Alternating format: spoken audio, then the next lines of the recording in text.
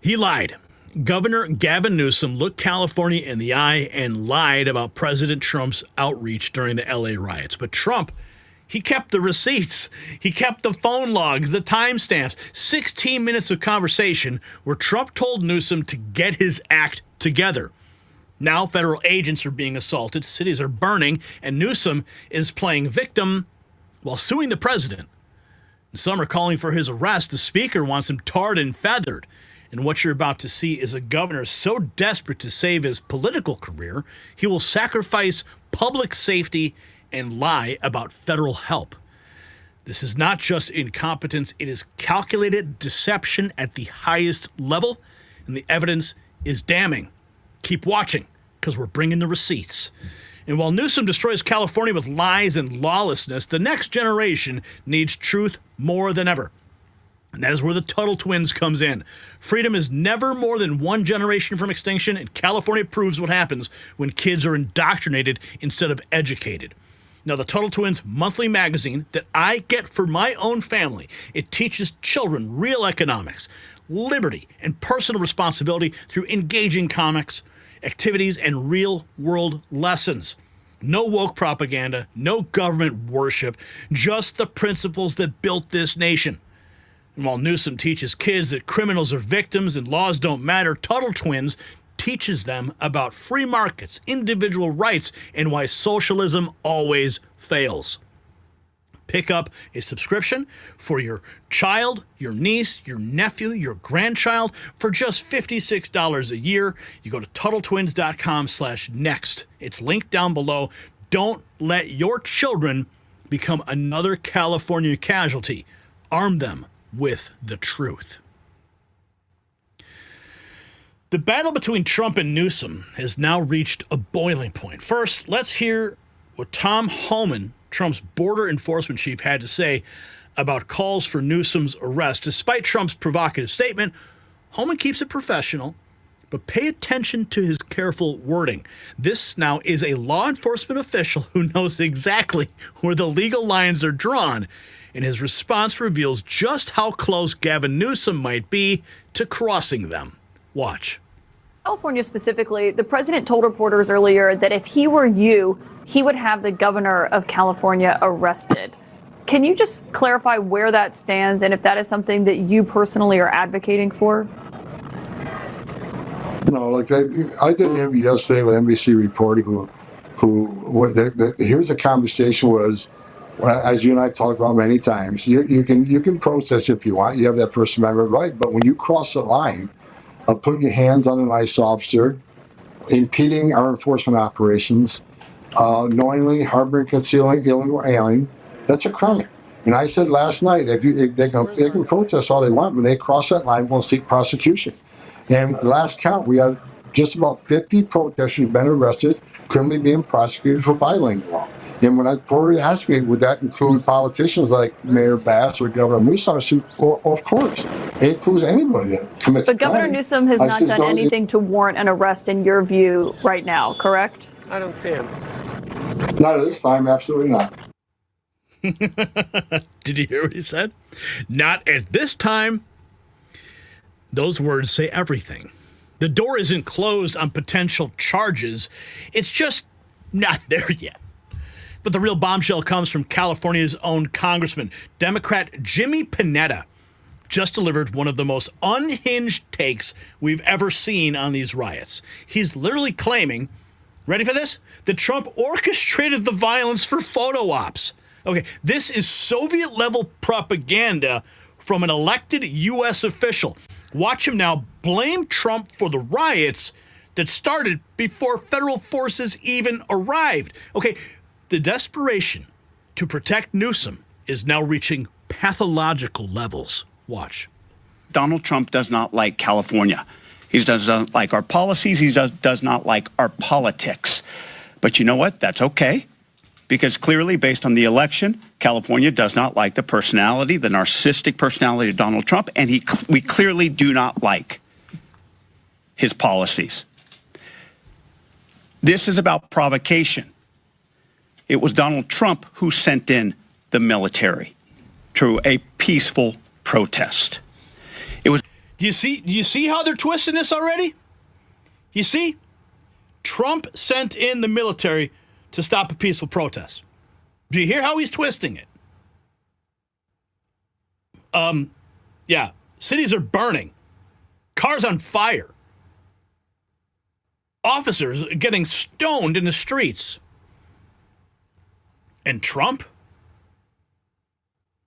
Something doesn't seem to be lining up on the timeline here, sir. About Donald Trump, who sent in the military to basically stir things up and give him the image and give him the fight and give him the pictures that he wants. And this is about covering up. This is about distraction. It's about distracting from his failed domestic policies. It's about distracting from his failed foreign policies. And it's about distracting from a pathetic row between the President of the United States and the richest man in the world. When it comes... Oh, really? You think this is all the cover up between that spat between Elon Musk and Trump? Oh, yeah. I got an idea.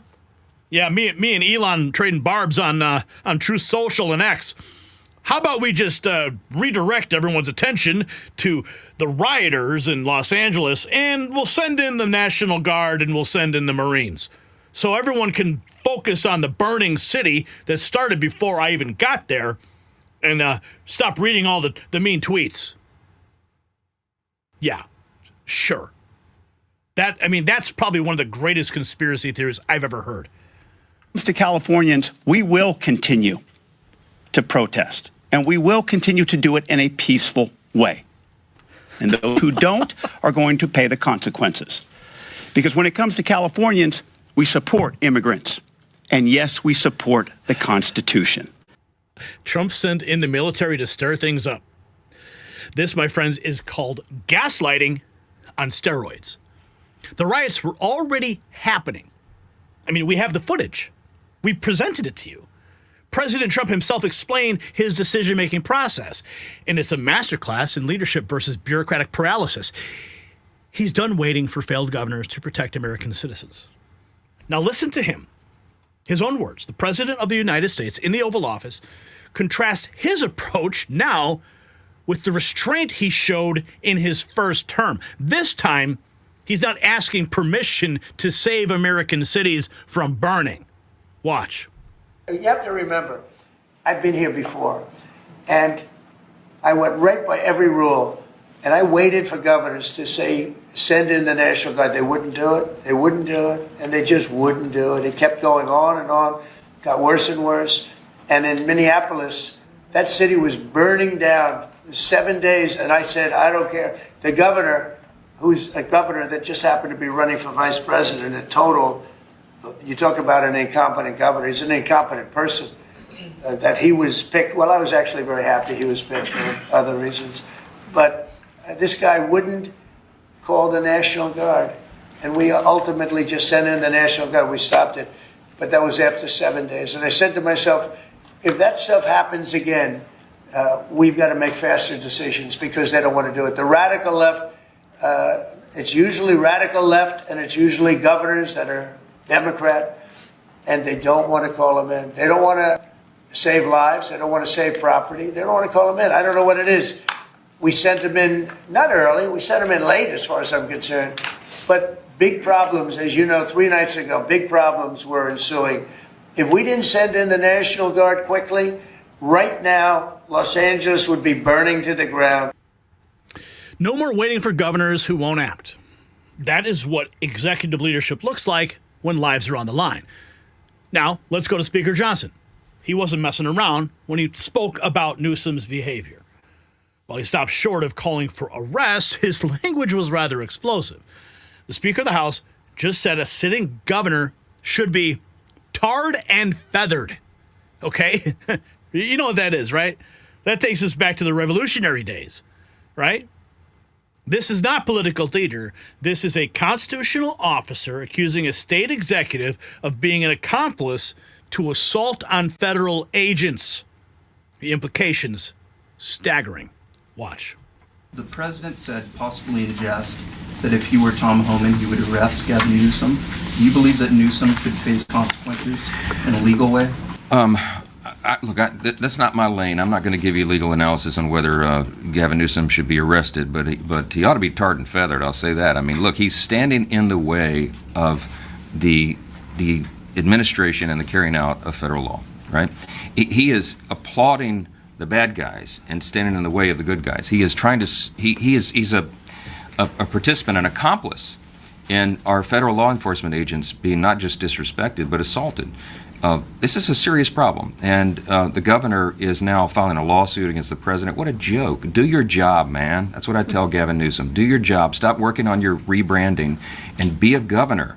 Stand up for the rule of law. He's not doing that. So I don't know what the ultimate measure will be there, but I know that in the interim time, the president of the United States is showing real leadership, and we're not going to allow LA to burn. We've seen this movie before, right? This thing gets out of hand real quickly, especially in a big city like that. And if local and state officials are unwilling or unable to do their job, the president of the United States will do his, and we support that fully. Do your job, man. When the speaker has to beg a governor to enforce basic law and order, we've crossed into some very dangerous territory. Now, here's where Trump drops the hammer.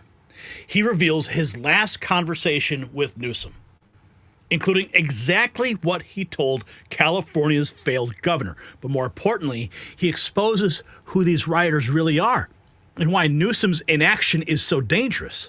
With the Olympics coming to LA, the stakes could not be higher for America's reputation on the world stage. Watch. Hey, Mr. President, when is the last time you spoke with Governor Newsom? A day ago. Called him up to tell him, got to do a better job. He's doing a bad job, causing a lot of death and a lot of potential death. If we didn't send out the National Guard, and last night we gave him a little additional help, you would have, Los Angeles would be burning right now. Los Angeles would be not a lot different than what you saw take place in California and Los Angeles just a little while ago. And, you know, you got to remember, we have the Olympics coming.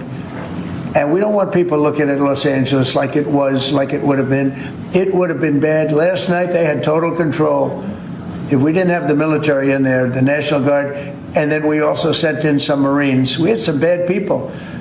We have people, they look in your face and they spit right in your face. They're animals. And these are paid insurrectionists. These are paid troublemakers. They're agitators. They're paid.